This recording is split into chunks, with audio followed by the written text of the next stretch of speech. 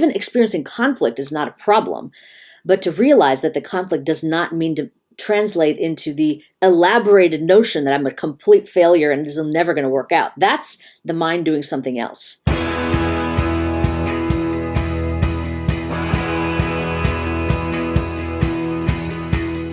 Welcome to The One You Feed. Thanks for joining us. Our guest on this episode is Dr. Amishi Jha, a professor of psychology at the University of Miami. She serves as the director of contemplative neuroscience for the Mindfulness Research and Practice Initiative, which she co-founded in 2010. Dr. Jha's work has been featured at NATO, the World Economic Forum, and the Pentagon, and she's been covered in the New York Times, NPR, Time, Forbes, and more. On this episode, Eric and Dr. Jha discuss her new book, Peak Mind, Find Your Focus, Own Your Attention, Invest 12 Minutes a Day. Hi, Amishi. Welcome to the show. So great to be here. I'm really excited to have you on. We're going to be discussing your new book, Peak Mind, Find Your Focus, Own Your Attention, Invest 12 Minutes a Day. So we'll get into that in a minute, but we'll start like we always do with the parable. In the parable, there's a grandparent who's talking with their grandchild, and they say, in life, there are two wolves inside of us that are always at battle. One is a good wolf, which represents things like kindness and bravery and love. And the other is a bad wolf, which represents things like greed and hatred and fear. And the grandchild stops and thinks about it for a second, looks up at their grandparent and says, well, which one wins? And the grandparent says, the one you feed. So I'd like to start off by asking you what that parable means to you in your life and in the work that you do. Oh, it's such a great parable, and I love that it's really so central to what you talk about on this podcast, because it so much relates to what I think about and the work that I do in my lab, because it frankly is about attention, and what you feed, in my mind, reflects what you pay attention to, what you value. So, to me, it's entirely describing the power of attention and the vulnerability of mind when we do not attend to things that serve us best. Yeah. Yep. I agree totally. And attention is a big subject in the work that I do. I've got a program called Spiritual Habits, and attention is one of the core principles there, because you quote William James in your book. There's another statement that I don't think you quoted in the book, although it's possible I missed it, which is, my experience is what I agree to attend to. You know, it's this fundamental attention really does describe, I wouldn't say it's the only thing, but it is a big factor in the type of life we experience. Absolutely. I mean, it's funny. William James, he's the father of the field that I'm a member of, psychology, but sometimes I think he's like an alien from the future, because he had so much right about his wisdom and insight into things. And couldn't agree more with your kind of take on that whole thing, which is the centrality of our conscious experience is tied to the conduit for what becomes prominent in our minds, which is attention itself. Wow, that's really powerful. Now I'd like to turn this to our listeners. What part of that message struck a chord with you? As you think about nourishing your good wolf, what specific ideas or actions come to mind? For me, this month, it's relationships. Relationships are the cornerstone of our well-being. When they thrive, we flourish, and when they struggle, we suffer. Many of us face relationship challenges feeling lost and frustrated. But there is hope. Strong relationships aren't just about fate. They're built on learnable skills. By developing these abilities, you can transform your connections and in turn your life. So relationships are this month's theme in our weekly Bite of Wisdom for a Wiser, Happier You newsletter, and I'd love to send them your way. Each week we send a menu of a few small exercises you can put in practice to feed your good wolf, along with a reflection and a related podcast episode on the topic. At the end of this episode, I will be giving you a tip from this week's newsletter. But in the meantime, if you'd like to join thousands of others who are already benefiting from these tips, go to goodwolf.me/relationships. That's goodwolf.me/relationships. So where I'd like to start is with the title of the book, Peak Mind. You say a peak mind is a mind that doesn't privilege thinking and doing over being. It masters both modes of attention. So say a little bit more about that, because a lot of the book is sort of talking about people who are in, for lack of a better word, mission critical type situations, people who are trying to perform better in given circumstances. So there's a fair amount of the book that's devoted in that direction, but this statement really is speaking to something more broadly than how I perform. Yeah, absolutely. And part of the reason I wanted to make sure I made that distinction between thinking and doing is exactly because of the populations that may gravitate toward this book and toward the kind of projects that we do in the research we conduct, which are, as you call them, mission critical kind of folks, but also sometimes they're referred to as tactical professionals. There is a task at hand and we need to accomplish it. And there is a more successful and less successful way to accomplish it. And action is what it's all about. And frankly, in my entire field, in the field of attention research, from the sort of traditional point of view, that is essentially what we see attention's role, as serving action. And if we can't pay attention, the chances of acting appropriately are going to not be there. But what I'm trying to highlight, which is part of the broader mission of a lot of contemplative practices and wisdom traditions, is that there is another way we can use our attention, use our mind. And there are aspects of even what sort of traditional attentional models within modern cognitive neuroscience describe that can be amplified, but aren't currently amplified. So the being mode, from my point of view, is taking an observational stance, being receptive to what's occurring, so that in between the action, there is reflection. And without that reflection, the chances to ensure that the action is appropriate are lessened. Because sometimes you can know with sort of a ballistic orientation, like this is what we're doing.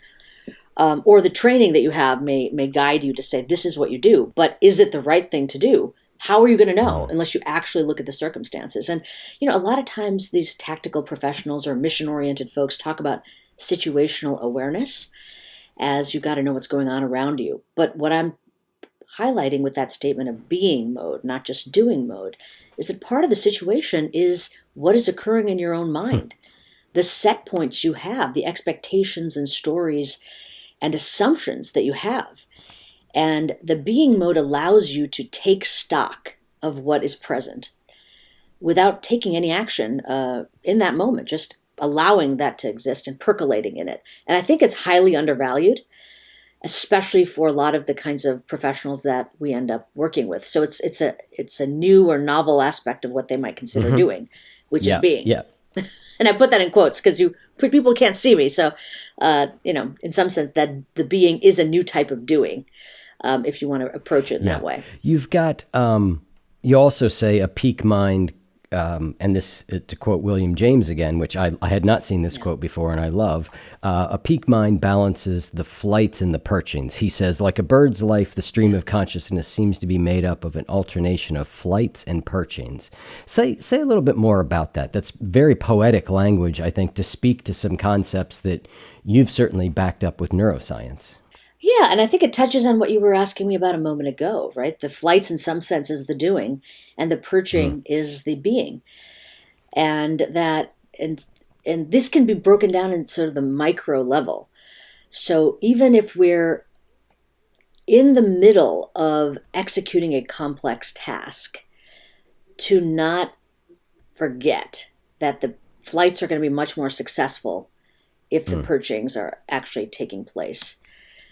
And it's that dance. It's sort of the important aspects of what wisdom is both reflection and action. Yeah, that quote made me think of, we interviewed a gentleman, I don't know, and I'm going to get your opinion on this in a second. We interviewed a gentleman a while back by the name of Ian McGilchrist. He wrote a book called The Master and His Emissary, and it's talking about right brain and left brain. And I'd like to get your opinion on that in a second. But one of the things he said was, and when he was talking about how the right brain and the left brain work, is that the right brain is more the perching. It's watching everything that's happening. It's seeing the context. It's, and the left brain is more the flight, or he talked about like a bird pecking, food out of a series of stones.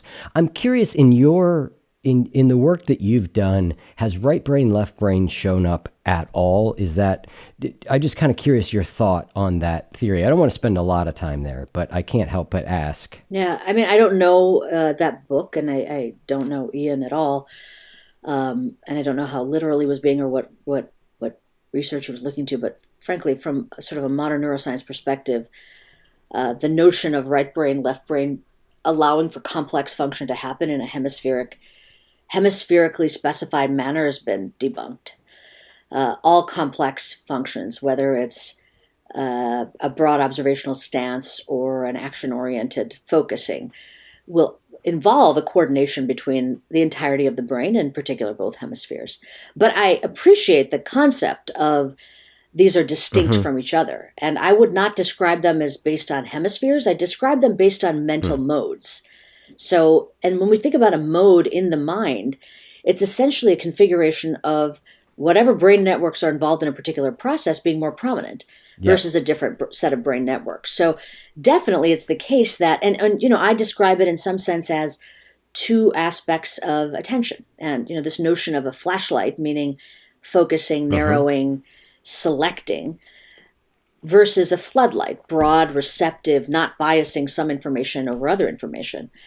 And those are two different modes. And typically you cannot be in both modes simultaneously. And we know this, right? If you're sitting there and reading a deeply entrenched in a good novel or a good book, any kind of a good book, could be peak mind.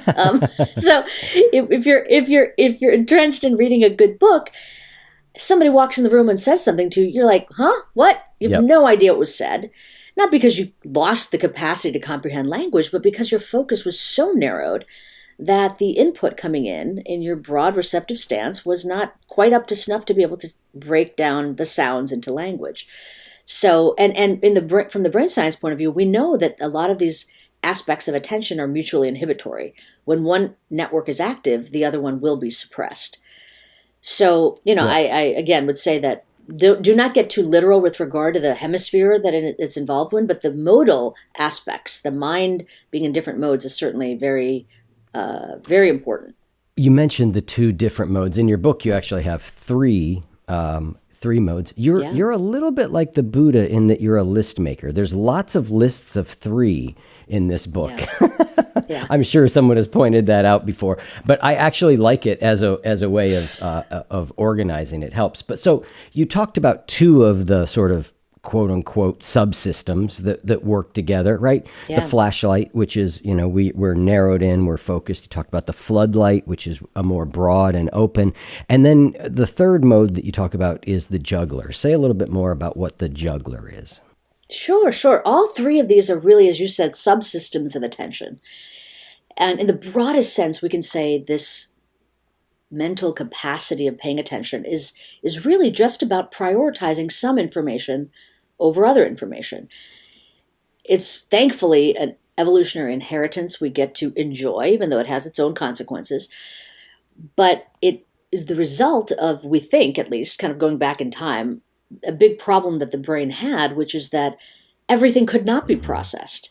The brain just lacked the computational power to do that. So if you didn't prioritize some stuff over other stuff, there was no way you were going to be able to make sense of the world around you, or even what's occurring within your mind. So just to keep that in mind as the anchor, prioritize some information over other information. Now the flashlight, you'd say, is prioritizing some content over other content. So wherever you direct that flashlight is going to be the privileged content, but it's directed towards something, some object. And that object can be something in the external environment or an object in the mind, like a thought or a memory. When we go to the floodlight, we're talking about prioritizing not so much based on the content, because you're not supposed to really advantage one thing over another. It's about being this broad receptive stance, but it is privileging something, and that is the moment, now. So, formally, this floodlight system is called the alerting system, and you're not being alert to something in the past or the future, but right in this moment. So privileging the present moment.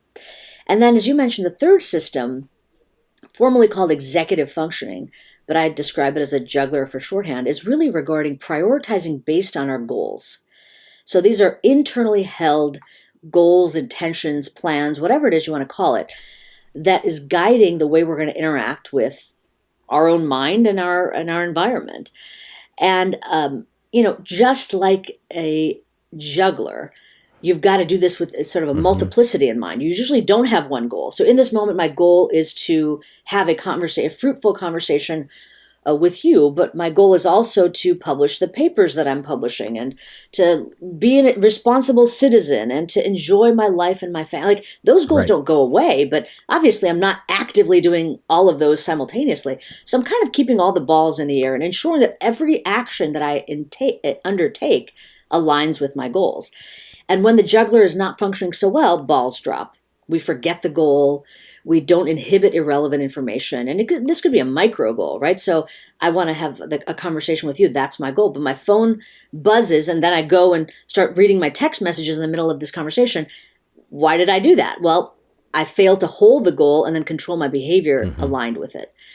So I think that maybe helps frame it more broadly, that all of this is all of it falls underneath attention, because it all has to do with prioritizing some information over other information.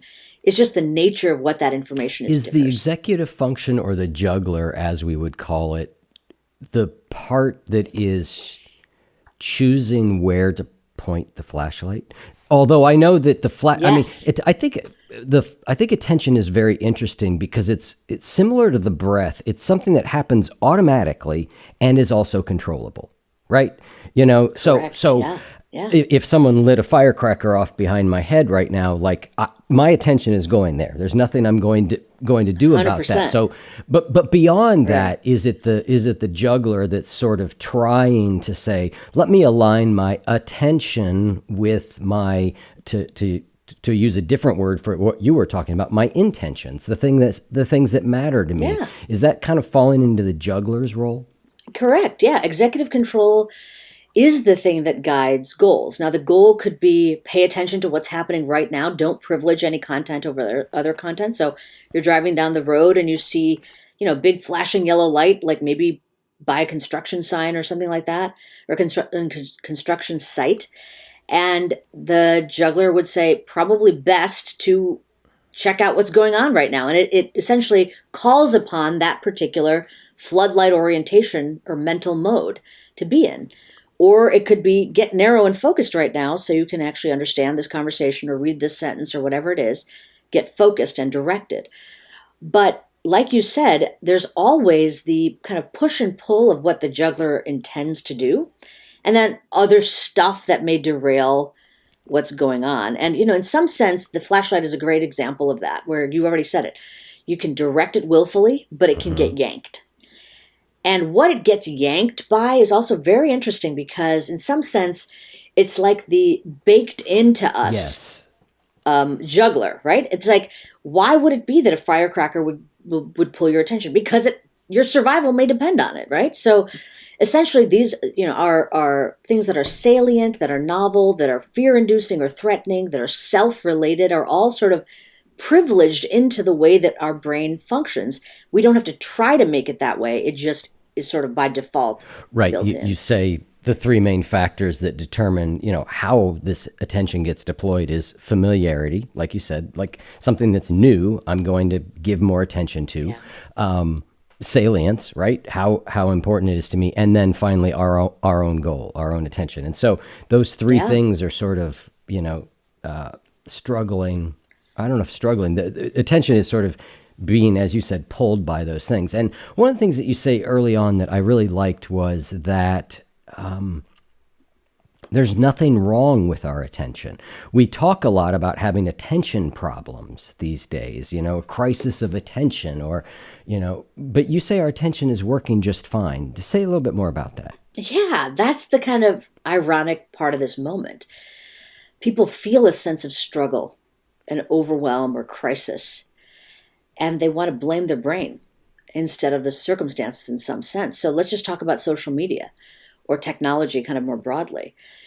The fact that there are algorithms that can be built around our willingness to continue engaging with particular pieces of software or websites, etc., tells us that our attention is working completely in a regular, typical, predictable fashion. And you already mentioned the three biggies that might get us, right? Familiarity, let's just say familiarity and salience for sure. And goals also. But when you can finally tune the familiar because you're being exposed to it over and over again, or you can finally tune the salience because it's so self-related, or you can ensure that the goals are kind of kept at the front of your mind. Like at some point you looked at, I talk about in the book, like I was looking for this frying pan, like a, pot or pan. And then I kept seeing pans all over the place because it was being forced onto me. Like, you look for a pan, you must be interested in this. So all of a sudden now the goal that I had once is now kept at the front of my mind. It's like, oh yeah, I did want to get that pan. It's like reminding you of goals. So anyway, attention is doing what it does, but the circumstances are now aligning to tune up and really maximize engagement for the benefit of usually selling us a product or mining our attention to be exposed to potentially buying a product, right? So it's totally driven by this whole structure. I just wanted to caution people that it's, first of all, don't take it in. Like, it's not like there's something wrong with you if you see your name and you want to click on it. That's the reason that your name and face are on every social media app, is because that's the first step into hooking you in. And frankly, the other piece is that you can't really fight against it because you're going to lose, because you're not just dealing with your own kind of orientation toward social media content, but you're dealing with very, very smart algorithms that are tuning up to you and a team of engineers that are programming it. So if we're going to take on this challenge, it cannot just be like, oh, my mind will not will not click on that bright yellow shiny thing that's saying, click here. Unlikely. Right. You say you can't win that fight. Instead, cultivate the capacity and skill to position your mind so you don't have to fight. Say a little bit more about that, because I think that's a really important point. Is that, if our goal is to bring our attention back to our own control and the things that matter to us. It does feel like it's a fight. And like you, I tend to believe it's a fight we're set up to sort of lose. The way not to fight is to, at the kind of most fundamental level, pay attention to our attention, to know where our mind is. Then there's more sense of agency, just like anything else. Like, I could have the most elaborate plans, but if I don't know what the plans are and I'm not checking in with where I am relative to those plans, I'll never be able to execute them. But what we lack typically is that checking in component, or what we'd call monitoring, right? We're not monitoring ourselves, and we're not, another kind of technical term, meta-aware. We're not aware of the contents and processes in our mind at play in any given moment. And we can cultivate the ability to be better at that. And that's where mindfulness meditation can really be helpful, because it is a way in which we are better able to know our mind, not just in general, like I tend to be this way or that, but in this moment, what is occurring within me and around me. So more fully situationally aware. I want to push on that a little bit and explore it a little further, because I think it's really important. I love the way you said in the book, we lack internal cues about where our attention is moment to moment. In the Spiritual Habits program, what I say is, if we're trying to live a life, and basically I would say it would be based on living a life more based on principles that matter to us, right? Living more by that goal orientation. And the goal may just be to be kinder, right? So right. I think forgetting is the biggest problem. And so your book advocates training, 12 minutes in the morning with a couple different approaches, and we can talk about what some of those are. I'm curious, though, do you have suggestions on how else maybe during the day to get a little bit more of this? Because I do agree that a focused training period, like you're describing, does help. And I know myself and a lot of people who do have morning mindfulness practice, that we can still get pretty lost all day long and lose track of any of those internal cues. So do you have some ideas about how to weave those into more of the moments we have? Absolutely. And first of all, I'd say that, just to be clear about the prescription, it comes out of over a decade and a half of research. And the goal of that research is not how to maximize your spiritual fulfillment or life, but what is the minimum effective dose to Yeah. protect attention in high stress circumstances? It's a very Yes, different that's an goal important than other things, and that also that 12 minutes is not, in my view, the culmination or the be all end all. It's the starter minimum kit. effective dose. So it's the minimum effective dose. Thank you. Yes. And so I just wanted to mention that because people could say 12 minutes, what am I going to accomplish in 12 minutes a day? But it actually, we found, is beneficial. The other thing is that I don't say when to do it. So do it whenever you're going to do it. But your point still holds. The reason we do the formal minutes of day of mindfulness practice is so that the mental mode of mindfulness, which I describe as paying attention to our present moment experience without conceptually elaborating or emotionally reacting. We want to bring about more of that mode throughout the day, because that is going to be the mode that allows us to connect with what's happening in the moment and monitor the contents of our mind, as well as obviously taking stock of what's happening around us. We're not practicing so that we can just say we got it off our to-do list. We're practicing to elicit the more prevalence of that mode. But you're right. There are ways in which we can advantage cueing ourselves to do that, right? So some of the things that we do, I'll just give you an example from some of the research studies that we do, because we tell people what I just described to you, that we're doing this so that we're more mindful throughout the day, not just that we're Olympic level breath followers. Who cares, right? But how do you do that? So, for example, one of the practices that we give is these are all part of sort of the canon of what's currently offered in the world of mindfulness training, and thankfully that world is growing and more available to people. But something called the stop practice is a good one, and I recommend that people do this. And they use the cue of being stopped, meaning you're stopped at an elevator, you're stopped at a stop sign, you're stopped at a crosswalk, you're waiting in line. Anytime you stop and you notice the body is stationary, typically what happens in that moment? Pull out your phone, start doing stuff. No, use that as a moment to do this practice. And the practice is a mini mindfulness practice. So STOP is an acronym for stop, you're already stopped. Take a breath, and that's just aware of one conscious breath. Like you're not manipulating the breath or trying to take it more deeply, just like we've been breathing this whole time, but taking stock of it. Observe. So after that breath, you're still kind of in that kind of mode of observing what's occurring right now, and then proceed. And, I'll tell you that one of the papers that we're working on right now is a project we did in basic combat training with close to 2,000 soldiers, where they did this stop practice. They did a formal mindfulness practice like we assigned and that I describe in the book. But then we asked them to do the stop practice, and we found that it benefited all kinds of things. Their sense of team cohesion, their ability to check out if the body was experiencing pain, to determine if they needed to take action. Like, for example, people talk about just fracturing their feet and legs and bones because they're so negligent of taking stock of the body.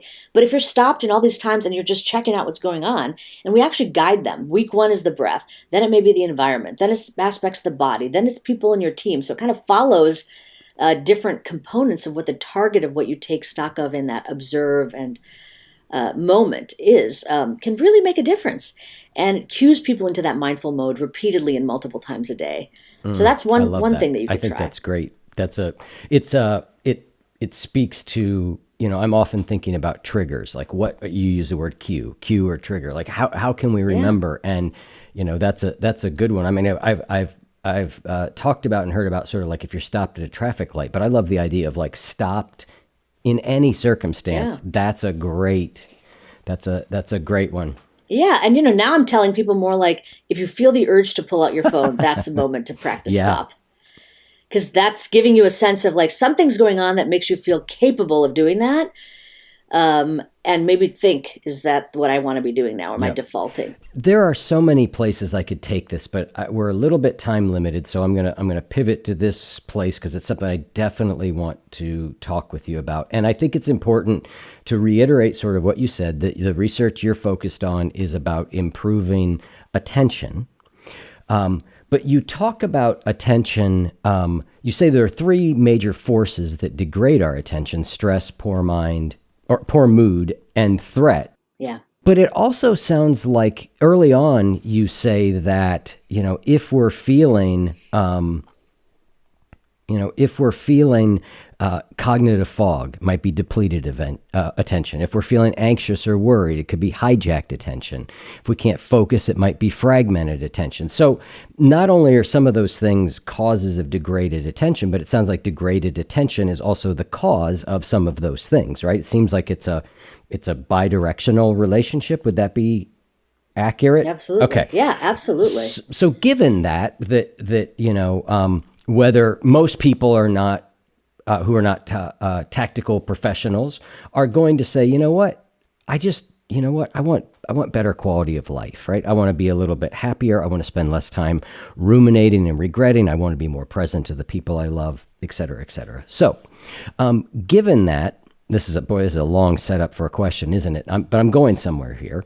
You talk about some strategies that people use for some of these things, like think positive, focus on the good, do something relaxing, suppress upsetting thoughts, right? So we've got these series of strategies that I'm going to just put them under a bucket. I've heard you use this bucket before, and tell me if you agree. Reframing. They are sort of reframing our experience. And then you used a term, and maybe it was in the book and I missed it, but I heard it on another podcast. You said, well, there's reframing and then there's deframing. And I loved that idea. I was wondering if you could say a little bit more about those two. And then I want to talk a little bit about when might it be appropriate to do one versus the other, depending on what we're trying to accomplish. Well, reframing, I think you've laid out very, very clearly already, that essentially it's a replacing of one kind of mental content with other mental content. And that can happen through even paying attention differently. So we're still using our attention, but now I'm going to highlight different aspects of my experience to put different content at the center of my mind. It's still using attention in that focused way, that narrowed way, that action-oriented way. In some sense, deframing is saying get back into that perchings or being mode. So the structure, it's like we're taking a look at the structure that we're within. A framework is an interesting thing. Reframing is almost like you're ignoring the framework and you're just filling it with new stuff. Like, it's a apartment building and you're just going to bring in new furniture. The apartment building still stands with the way it is. Or even, let's say, a particular room still has a sofa and a chair and a table, but they're different. They're a different kind of sofa, a more fluffy one or a genuine leather, whatever it is that you want, that you think is an improvement over the prior set of things. But the framework is the same. What I'm saying with deframing is, first step is essentially be aware that you are within a framework. You are within a story. You're within a set of contingencies and conditions, and you're acting within that. So if we can just even look around and say, oh, wow, look at that. I assumed, and I have take by default, that there should be a couch and a chair and a table in this room. Do I have to? Like, that's the first step of deframing. And you can build back the same sort of components if you'd like, but at least you're doing it with a will and with knowledge that I'm going to put everything back in a way that I'd like. Or maybe I'm going to, tear the whole thing down and build it up differently. So I just think most of us don't understand that this is within our capacity to do. It seems too hard. But when you understand with mindfulness practice, for example, that every time, even we do something as simple as a breath awareness practice, or what I call the find your flashlight practice, noticing that the mind has wandered away from the goal is a little tiny moment of, oh, I wasn't in that framework anymore. And, moving towards something like an open monitoring practice, where we're really just kind of disregarding all of that, all of the stories and concepts, and just trying to kind of be in the raw moment-to-moment flow of our conscious experience. It's also a way to practice deframing. So I think that once we understand why we're intending to do it, and I think that there's a very important reason to intend to do it, is that sometimes frameworks are wrong. Stories are wrong. Replacing, and more fundamentally, to get at what you're saying regarding, spiritual practice and a spiritual life, replacing the couch is not going to make you happier. It's going to mean you have a different couch. That's sort of the deeper issue, is that maybe you want to take a look at the assumptions you're holding of what it means to be able to achieve the happiness you're seeking. Yeah. So deframing in this sense, would we say it's similar to the acceptance and commitment therapy term of diffusing? And it's a way of sort of stepping back out of thought, right? And trying to observe that all these thoughts are happening. Is that the essence of it? It's at the essence, diffusion, decentering, becoming meta-aware, all of that. And it does require stepping outside of what's occurring, at least from the conceptual terrain, or getting more embodied in our sensory experience, so we're not stuck in the concepts that are driving whatever's going on in our mind in that moment. So one of the things you say that with things like thinking positive, focusing on the good, suppressing upsetting thoughts, that the problem with a lot of those is that they do require attentional resources to implement. They use up attention instead of strengthening it. You say that you call them failed strategies because while we try to use them to solve our attention problems, they degrade attention even further. Say a little bit more about that. Yeah, and this is where it comes down to the context that I'm talking about. Now, positive psychology, gratitude journaling, a lot of things that fall within the umbrella of positive psychology, powerful things to do. There is a really strong evidence base that this is a helpful thing to do. But I'm specifically talking about people under high stress circumstances, protracted periods of demand. Like, for example, if you think about a critical care nurse over the course of this pandemic, the notion of saying, think positive, think positive thoughts, like that doesn't even make sense. It's like I'm what I've gone through, what I'm seeing, and the level of demand that I'm facing in utilizing my attention, I can't even take a breath to do that. And I think trying to do that is where it becomes a failed strategy. You're pushing against and utilizing fuel that you don't have to expend. You don't have it in your gas tank. You can't use it. And I think that it can really make things more problematic for people because they somehow think they're supposed to be able to do that. And what I wanted more fundamentally for people to understand is that is not a cost-free thing to do. It's not like the default of your mind is to have positive thoughts and you are going in the wrong direction to have negative thoughts. It's that when things are occurring and the mind is filled with negative thoughts, it will take attentional resources to cognitively reframe. And that will be requiring you to have those resources available.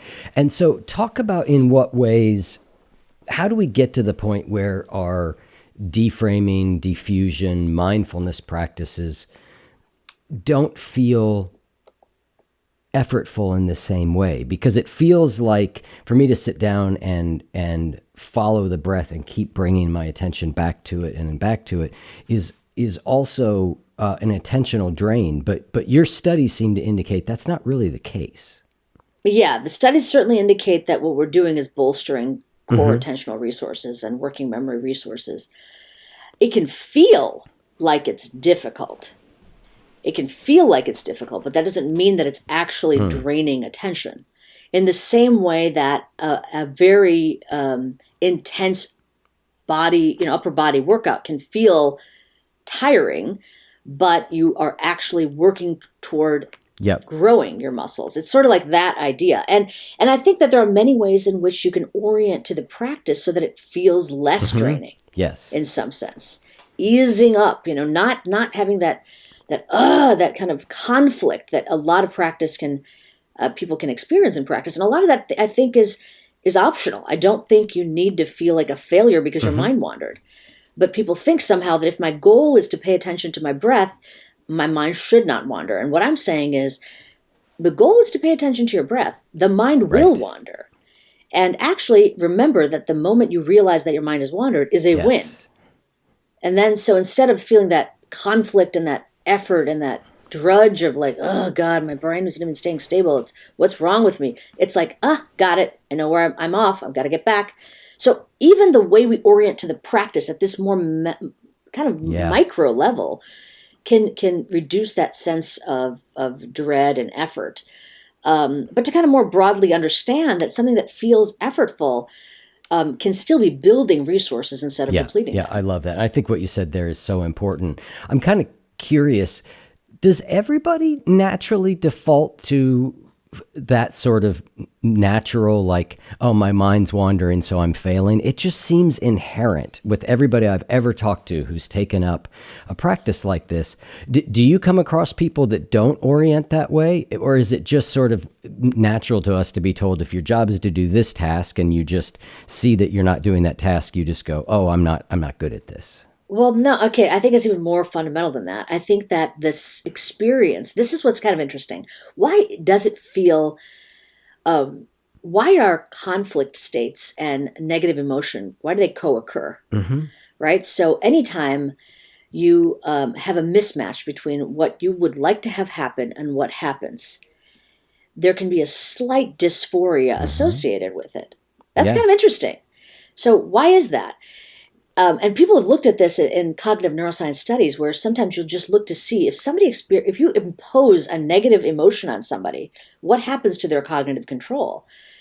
And what you find is that sometimes the next thing that occurs, they're better at it. It's like that negativity can actually require us to bring more of our cognitive resources to solve the problem. So I think the yoking of conflict and what we call upregulation of cognitive control go hand in hand. It's the signal that says, do something differently, expend more mental effort to do this, bring more resources to bear. So I don't think that's a problem to say bring more sense. Even experiencing conflict is not a problem, but to realize that the conflict does not mean to translate into the elaborated notion that I'm a complete failure and this is never going to work out. That's the mind doing something else. I think that it's really interesting especially when you talk to sort of long-term practitioners, that conflict is seen with a neutrality that most of us don't, right? When there's a mismatch, it's like, that's just data. That's not, I suck. Yeah.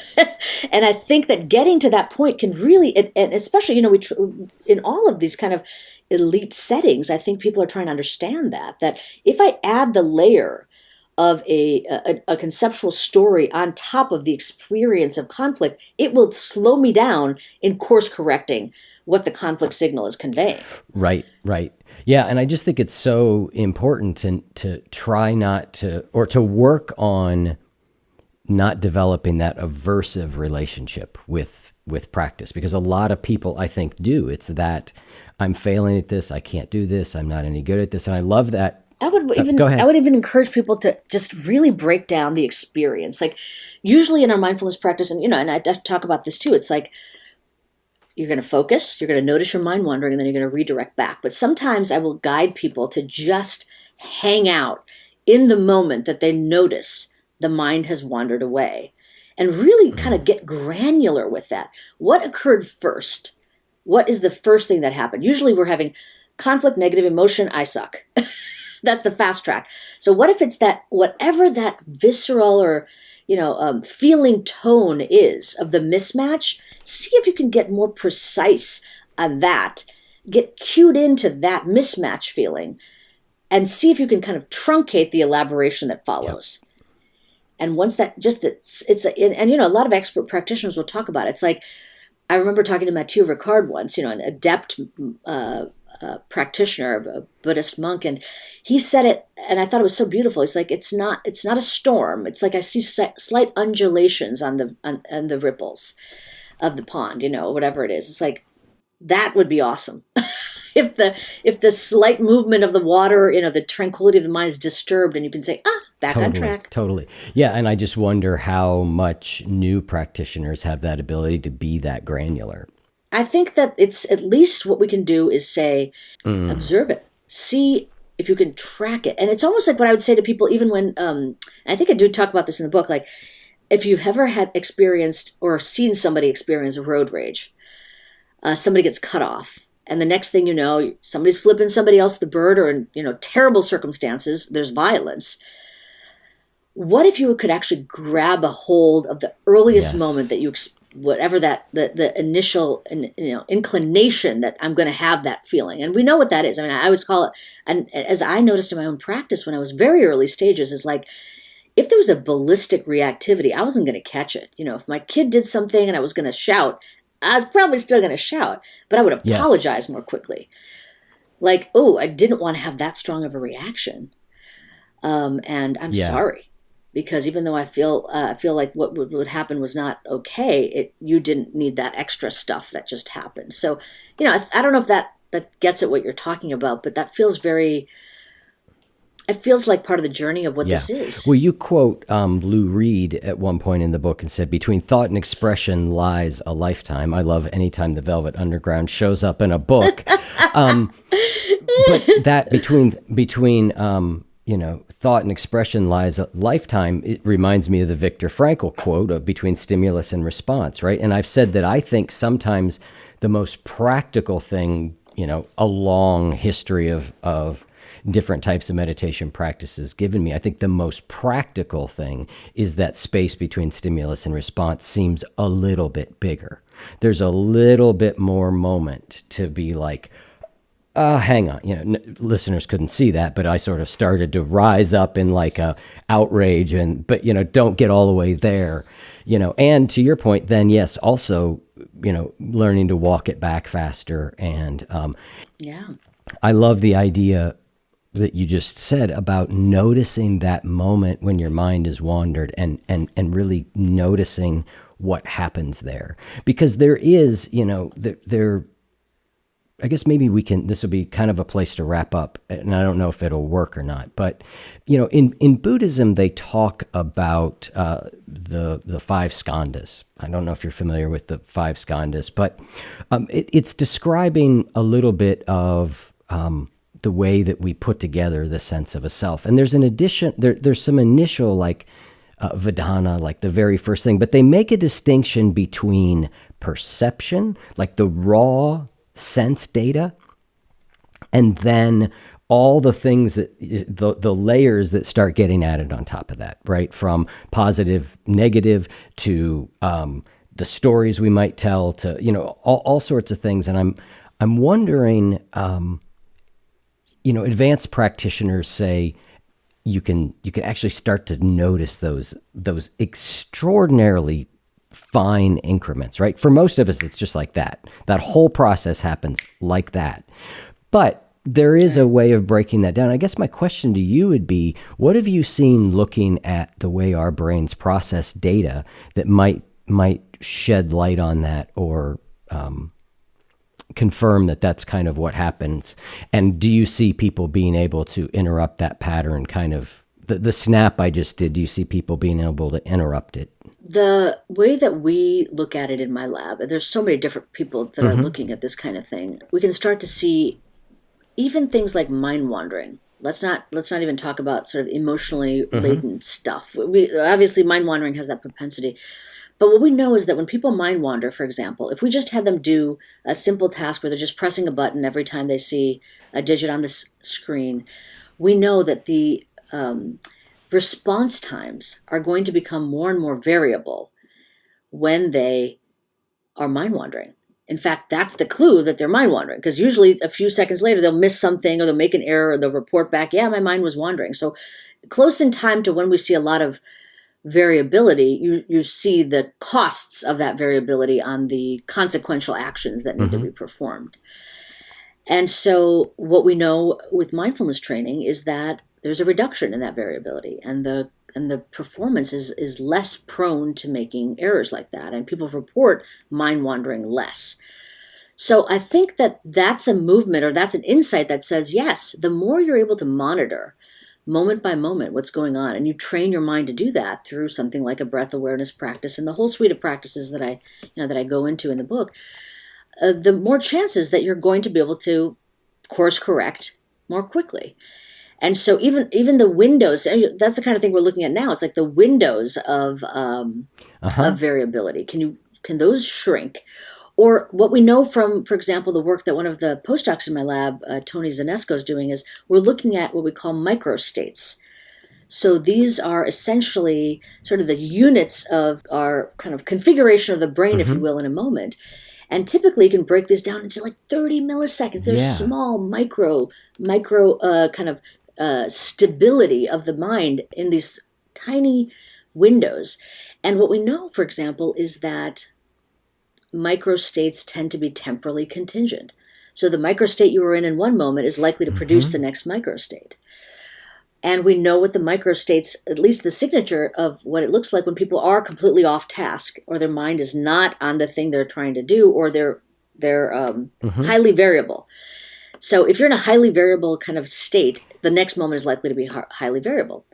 The question now is, with practitioners, can you see that the return back to a state of focus is more likely? So the temporal contingencies are actually being broken. And, in some sense, it sounds, I'm going to leap now in a lot. But if the mind is built for this kind of temporal contingency, which I think is definitely aligned with a lot of Buddhist thought on, sort of the contingent nature of reality. And if you can train the mind to be less contingent, so that there is kind of infinite potentiality from one moment to the next in the way that you can configure the brain, what are the benefits of that? And maybe that's what we mean when we say even the term enlightenment is a non-contingent mind. As we wrap up, I'm curious, out of all the valuable ideas we've explored today, what's the single most impactful insight that resonates with you, listener? For me, it's about relationships. Many of us grapple with relationship issues in silence, uncertain how to mend the cracks. The reality, cultivating a fulfilling relationship isn't solely about compatibility or fate. It's about developing crucial interpersonal abilities. How's that for a fancy phrase? Basically means we can improve our relationships. And here's a quick tip for you. Focus on active listening. Make a conscious effort to listen more than you speak in your next conversation, focusing entirely on understanding the other person's perspective. Being a good listener goes a long way in making our relationships better. This month's newsletter focuses on relationships. Get practical exercises, reflections, and podcast links to nurture your connections. Sign up at goodwolf.me/relationships. Thousands are already benefiting from these tips. Join us in fostering stronger relationships at goodwolf.me/relationships. It's funny, I had up at the top of my notes, I had a quote, one of my favorite quotes by an old Zen master, Dogen, who said, enlightenment is intimacy with all things. And I had that there because I think that speaks to attention. It speaks to intimacy is achieved by paying close attention to things. And what Dogen is saying is, if we are truly that present, like you said, and that our microstates are not as conditioned to go from one, to remain on the same thing, now you're, to your point, you're starting to get towards something that looks more like enlightenment, which I think is fascinating. Which is so interesting, right? Because in some sense, there's enlightenment and then there's psychosis when things aren't in a contingent manner. Yes. So we've got to figure out the qualities that make it productive and warranted and worthy. And that's where all of the other positive qualities and having an ethical orientation toward our existence can come into play. Well, Amishi, thank you so much for coming on. I really enjoyed the book. It's a great look into the neuroscience of attention. I read a lot of books about mindfulness. It's my job. And yours stood out because I just found some of the ways you really dove into what's happening to be truly fascinating. And we touched on a fraction of them. It's a wonderful read. And thank you so much for coming on. Oh, this is so much fun. Thank you for the great conversation.